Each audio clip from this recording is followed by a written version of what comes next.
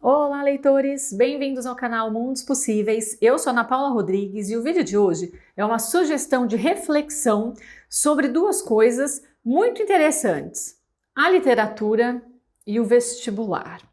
Tem muita gente aí, muitos estudantes, muitos vestibulandos que ficam se perguntando: como é que eu estudo literatura para o vestibular?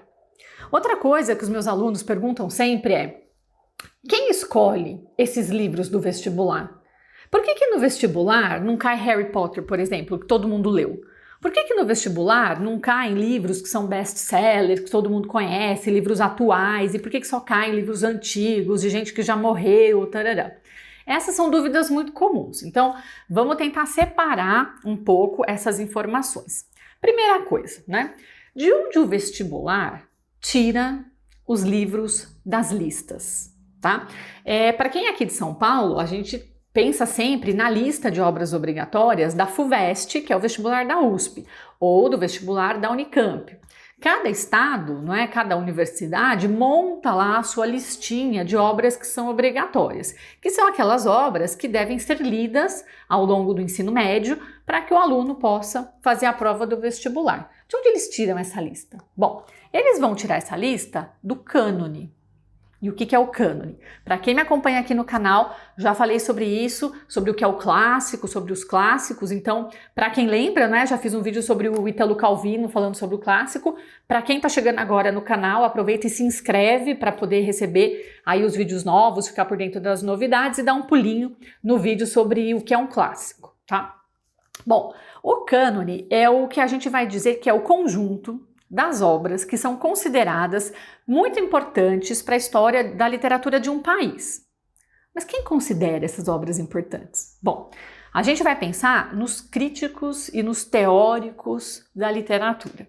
Onde eles estão? Bom, eles estão em alguns lugares, eles estão principalmente na academia, né, na universidade, principalmente na pós-graduação. São aquelas pessoas que se dedicam aos estudos literários, que vão estudar teoria literária, crítica literária, que vão fazer estudos comparados entre diversas obras. São os estudiosos, não é, que têm os manuais de literatura e que vão ler os livros com este olhar crítico, com este olhar mais científico, buscando nas obras as características estéticas que garantem que ela é uma obra que vale a pena ser estudada, que vale a pena ser lida. Para uma obra chegar lá na lista do vestibular, ela tem que ter passado por este crivo de análise. Então é preciso que muitas dissertações de mestrado, muitas teses de doutorado tenham sido escritas sobre aquela obra, sobre aquele autor. Isso quer dizer que ele está sendo lido, pesquisado, estudado. Então, depois que ele foi muito lido, muito pesquisado, muito estudado, ele passa a fazer parte do cânone, não é? Uma coisa que é muito interessante é que nos vestibulares mais recentes, as universidades têm escolhido obras também mais recentes. Então nós temos, por exemplo, muitos escritores vivos, né, agora nas listas dos vestibulares. Temos o Bernardo Carvalho, por exemplo, que está super em atividade, que aí tem 50 e poucos anos e está escrevendo bastante, está na lista da FUVEST. Nós temos em vários vestibulares a Conceição Evaristo, que está aí escrevendo muito, falando, fazendo live, ou seja, pessoas vivas, né, que a gente pode encontrar na rua. Temos também, mais recentemente, nos últimos 5, 6 anos, alguns autores de língua portuguesa que são da África. Então nós temos Mia Couto, que entrou na lista da Unicamp e já estará na FUVEST ano que vem, temos o Pepe Tela, temos autores, o Luiz Bernardo Roana, temos vários autores, todos eles têm vídeo aqui no canal, então para quem estiver aí, né, vestibulando, pensando nisso, entra lá na playlist que tem esses autores, estão todos lá. Vou deixar o link aqui na descrição. Bom, então quando a gente pensa em de onde saíram esses livros, eles saíram da universidade, eles saíram dos estudos, né, literários, eles saíram da crítica acadêmica. Bom, e aí o que os vestibulares querem de você, jovem leitor, né? Primeira coisa que eu vou dizer é o que eles não querem. Nenhum vestibular de uma universidade grande, importante, quer que você saiba o resumo da história, tá? Eles não querem. Então, nunca um vestibular assim importante vai perguntar se a Capitu traiu ou não traiu, porque isso não interessa. Eles nunca vão perguntar quem morreu no final. Eles nunca vão perguntar quem casou com quem.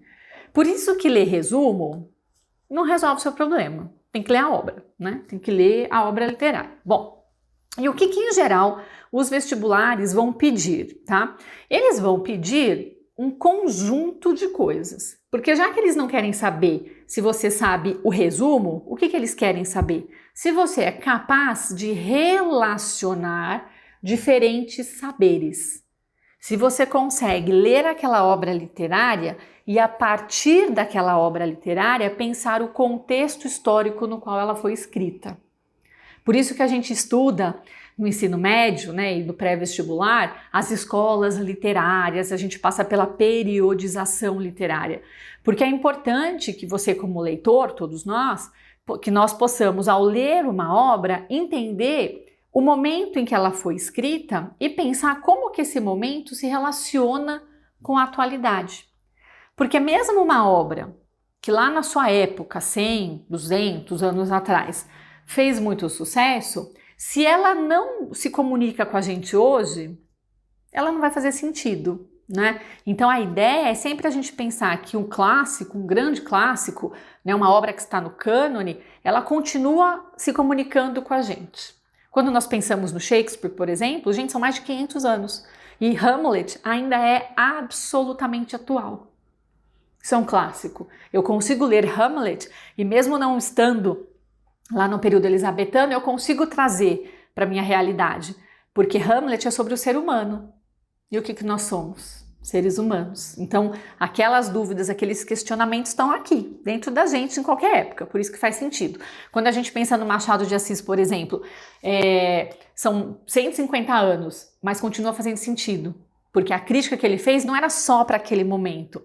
Ele está falando do ser humano. Ele está falando daquilo que a gente tem de muito íntimo, mas que também é universal. Por isso que faz sentido. Por isso que ele foi agora republicado em inglês, né, nos Estados Unidos e vendeu um monte de exemplares. Porque continua fazendo sentido. Agora, você, leitor, quando lê a obra, tem que pensar como é que ela se relaciona com a atualidade.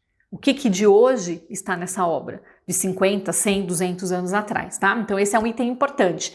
Pensar no contexto da época e relacionar com a atualidade. Outra coisa que os vestibulares gostam muito de fazer é relacionar as diferentes obras que estão na lista. Então é muito comum que você tenha uma pergunta que fale de duas obras.